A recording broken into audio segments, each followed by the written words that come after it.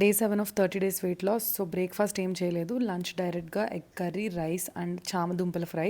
Fry అనగానే అందరు deep fries అనుకుంటున్నారు, మ్యాక్సిమం డీప్ ఫ్రైస్ తినట్లేదు.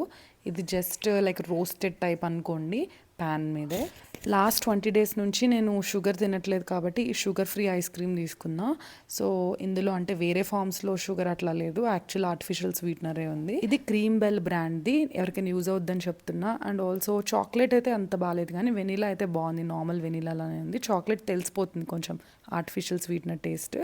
సో 4 డేట్స్ తీసుకున్నా. ఆ తర్వాత మేము కేబుల్ బ్రిడ్జ్ కింద దుర్గం చెరువు ఉంటుంది కదా, దాని చుట్టూ ఒక పార్క్లా ఉంటుంది ట్రాక్. సో అక్కడ చాలాసేపు వాకింగ్ చేసాము అండ్ బోటింగ్ కూడా కాసేపు చేసాంలే. సో జస్ట్ వాకింగ్ నుంచి అయితే అరౌండ్ లైక్ 15,000 స్టెప్స్ అయ్యాయి, ఎందుకంటే ఇంట్లో మళ్ళీ ఈవినింగ్ కొంచెం సేపు వాకింగ్ కూడా చేసాము. సో ఇంటికి వచ్చి ఇంకా లైక్ ఏం తినొద్దు ఎందుకంటే చాలా లేట్ అయిపోయిందని చెప్పి ఈ 0 క్యాలరీ లైక్ సోడా తీసుకున్నాను అనమాట, పేపర్ బోర్డ్ది. ఇది గ్రీన్ యాపిల్ది. లాస్ట్ టైం పీచ్ ఫ్లేవర్ చాలా వర్స్ట్ ఉండింది కదా, సో ఈ గ్రీన్ యాపిల్ కొంచెం బాగుంది.